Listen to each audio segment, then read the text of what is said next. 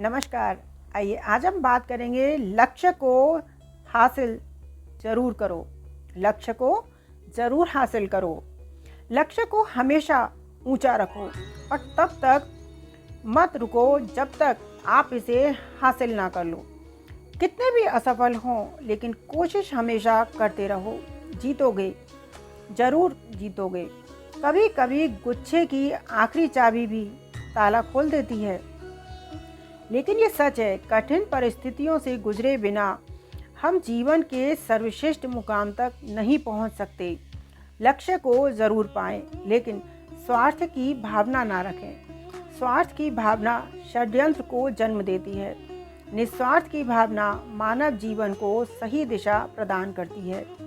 लक्ष्य को पाने के लिए धीरज रखने वाला इंसान आत्मविश्वास की नाव पर सवार होकर मुसीबत की हर नदी को सफलतापूर्वक पार कर लेता है। लक्ष्य को पाने के लिए क्रोध पर काबू रखें।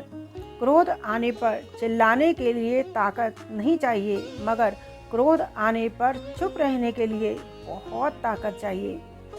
एक बार एक संत गांव में उपदेश दे रहे थे। उस गांव में एक धनी व्यक्ति संत के पास आया। संत को सुनने के बाद उसने एक प्रश्न पूछा। उसकी इच्छा हुई, पर सबके सामने पूछना नहीं चाहता था, क्योंकि गांव में उसका बड़ा सम्मान था, प्रतिष्ठा थी। इसलिए वह सबके जाने का इंतज़ार करने लगा। जब सब चले गए तब वो संत के पास आया और दोनों हाथ जोड़कर बोला, प्रभु, मेरे पास सब कुछ है, धन दौलत, मान सम्मान, पद प्रतिष्ठा, ऐश्वर्य, किसी चीज़ की कोई कमी नहीं है, परंतु मैं खुश नहीं हूँ। हमेशा खुश रहने का राज क्या है? मैं जानना चाहता हूँ कि हमेशा खुश कैसे रहूँ। संत बोले, मेरे साथ जंगल में चलो। वो जंगल में गए। रास्ते में संत ने कहा, बड़ा सा पत्थर उठाओ और चलो। वह व्यक्ति पत्थर उठाकर चलने लगा। कुछ समय के बाद उस व्यक्ति के हाथ में दर्द होने लगा, लेकिन वो चुप रहा। वो चलता रहा और हाथ में हो रहा दर्द को सहता रहा।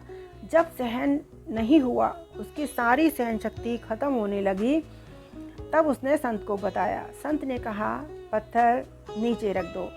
पत्थर नीचे रखते ही उसे बड़ी राहत महसूस हुई। तब संत ने कहा, समझे, यही खुश रहने का राज है। व्यक्ति बोला, मैं कुछ समझा नहीं। संत बोले, जिस तरह इस पत्थर को उठाकर तुम कुछ पल हाथ में रखकर चलने से दर्द हुआ, उसी तरह दुखों का बोझ सर पर उठाकर रखने से तुम ज़्यादा निराश होते हो। जैसे तुम जिस घर में रह रहे हो, उस घर को भी यदि तुम ज़्यादा हर समय सोच रहे हो कि ये मेरा घर है, मेरा घर है, तो ये समझो उस घर का बोझ तुम्हारे सिर पर है।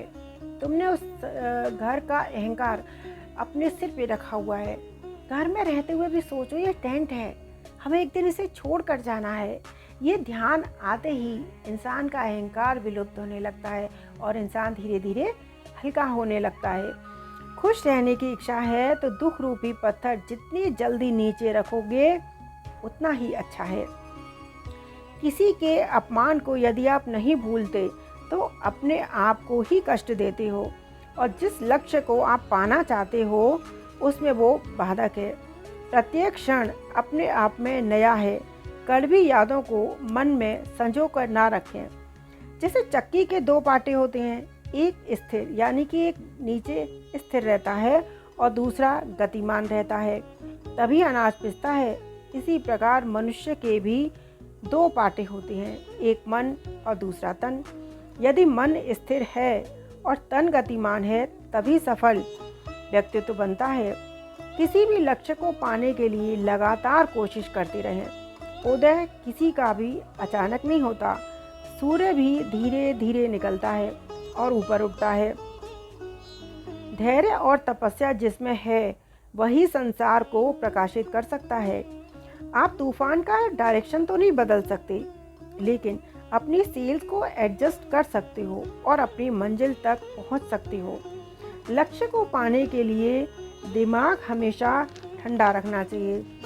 ठंडा पानी और गर्म पैर कपड़ों की सारी सिलवटें निकाल देता है। ऐसे ही ठंडा दिमाग और ऊर्जा से भरा हुआ दिल जीवन की सारी उलझनें मिटा देता है। यदि आप अपने दिमाग को ठंडा रखेंगे और सही रास्ते पर चलकर काम करेंगे तो आप लक्ष्य को ज़रूर हासिल करेंगे। धन्यवाद। आज के लिए इतना ही। फिर हम किसी और दिन किसी और विषय पर चर्चा करेंगे। धन्यवाद।